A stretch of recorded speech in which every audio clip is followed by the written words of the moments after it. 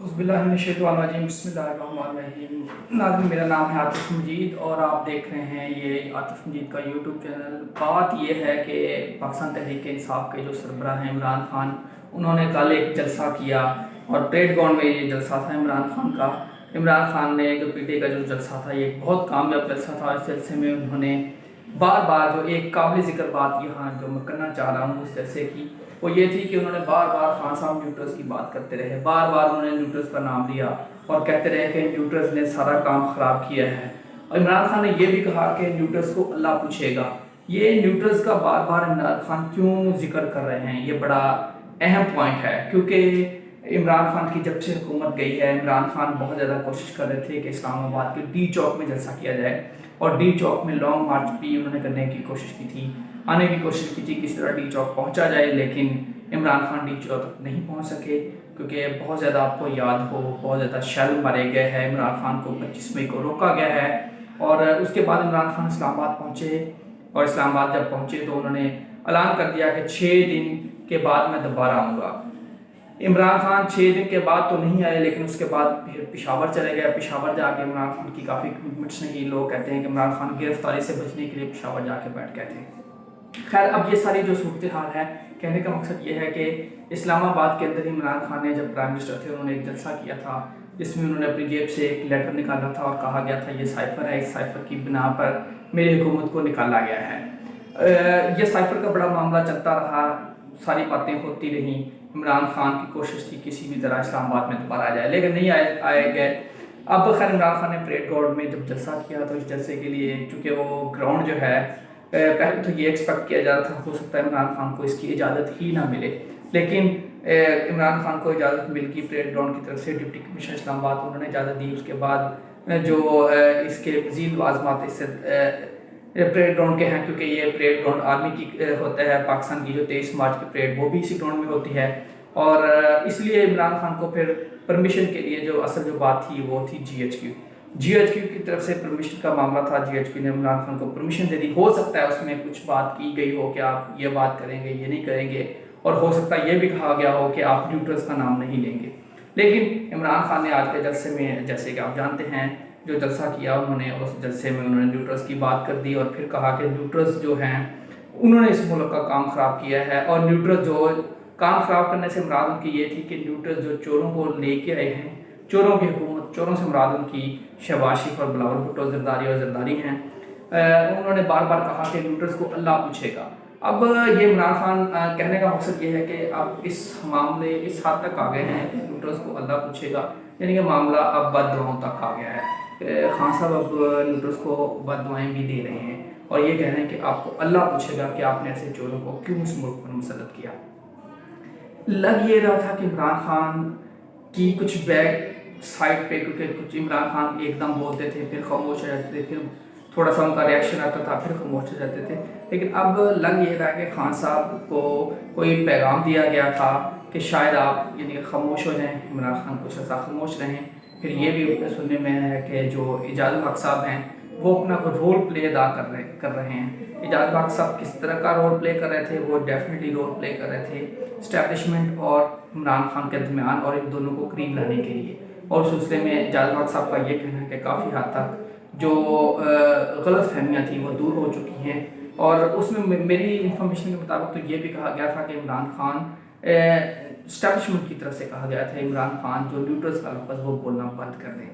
लेकिन खान साहब ने, आपको पता है, फिर बोला।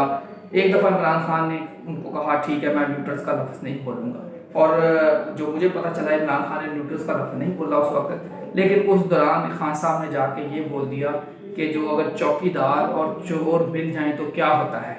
इमरान खान ने फिर चौकीदार और चोर से मिलने की बात करी, यानी कि चौकीदार इस्टेब्लिशमेंट और चोर नून लीग। उनका कहने का मकसद ये था कि इस्टेब्लिशमेंट और नून लीग दोनों मिल गए, यानी कि चौकीदार से मुराद इस्टेब्लिशमेंट, चोर से मुराद नून लीग और पीपल्स पार्टी, ये दोनों मिल गया तो डेफिनेटली उनका कहने का मकसद ये क्या था, इस मुल्क को लूटा जाएगा, फिर चोरी होगी।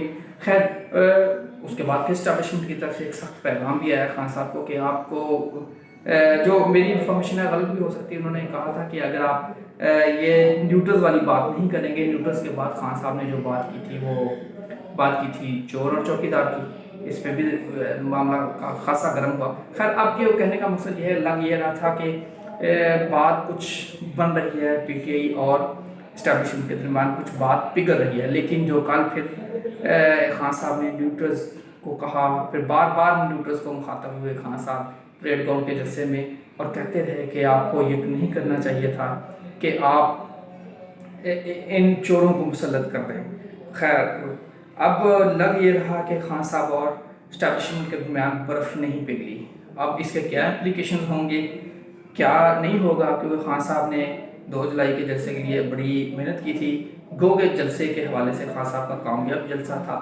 اب خان صاحب اس سلسلے میں یہ دیکھنا ہوگا کہ خان صاحب کو تھوڑا محتاط بھی رہنا پڑے گا، تھوڑا سا قابو بھی کرنا پڑے گا، کیا ان کی یہ اسٹریٹجی کتنی کارآمد ہوتی ہے کتنی نہیں ہوتی، یہ بھی صورتحال ساری دیکھنے والی ہوگی۔ دوسری جانب خان صاحب کی جو اہلیہ ہیں سابق خاتون اول بشریٰ بیگم، اور جو ان کے پی ٹی آئی کے سوشل میڈیا کے سیل کے ہیڈ ہیں ڈاکٹر ارسلان خالد، ان کے درمیان بھی ایک ویڈیو، مبینہ ویڈیو لیک ہوئی ہے۔ اس ویڈیو میں کہا جا رہا ہے کہ آپ نے غداری کے ٹرینڈز چلانے ہیں۔ اب یہ ایک بڑی خطرناک بات ہوگی خان صاحب کے لیے کہ اگر یہ غداری والی بات، ٹرینڈ چلانے والی بات ثابت ہو گئی تو پی ٹی آئی کے لیے مشکل ہوگی۔ دوسری جانب جو اگر نیوٹرلز کا جس طرح انہوں نے کل ذکر کیا، دوسری جانب معاملہ جو خاصا بگڑ چکا ہے، اور اب فارم فنڈنگ کا کیس قریب آنے والا ہے۔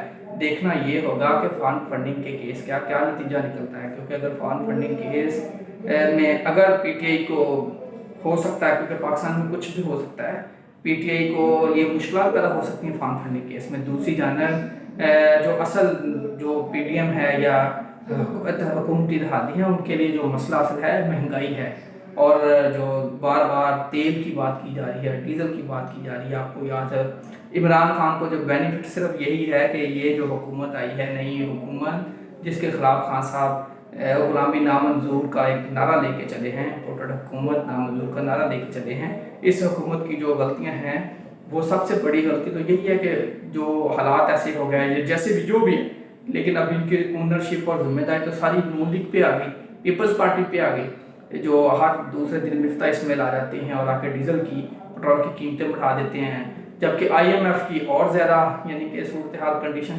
ٹف ہوتی جا رہی ہے۔ آئی ایم ایف 2 ماہ ہو گیا ابھی تک پاکستان کو کوئی پیکج ہی نہیں دے رہا، اور رانا ثناء اللہ اور مریم اور نواز کہتے ہیں کہ انہوں نے ہمارا بالکل ٹائٹ کر دیا آئی ایم ایف نے۔ اب یہ ساری صورتحال جو یہی عمران خان کے لیے ایک بینیفٹ ہے کہ، لیکن یہ ملک کے لیے بہت چیزیں نقصان دہ ہیں جو کچھ ہو رہا ہے۔ اب عمران خان آنے والے دنوں میں کیا اسٹریٹجی اپناتے ہیں، کیا نہیں اپناتے، اور یہ ملک کا آنے والا نقشہ کیسے ہوگا، سیاسی منظرنامہ کیسے ہوگا، نومبر کے بعد کی کیا صورتحال، نومبر سے پہلے کیا ہوتا ہے، نومبر میں کچھ ٹائم پڑا ہے۔ اب یہ بڑی خطرناک چیزوں کی طرف جا رہے ہیں، لیکن اب ہمیں دیکھنا ہوگا کہ آہستہ آہستہ یہ چیزیں کس طرف جا رہی ہیں۔ شکریہ جی، بہت بہت شکریہ آپ کا۔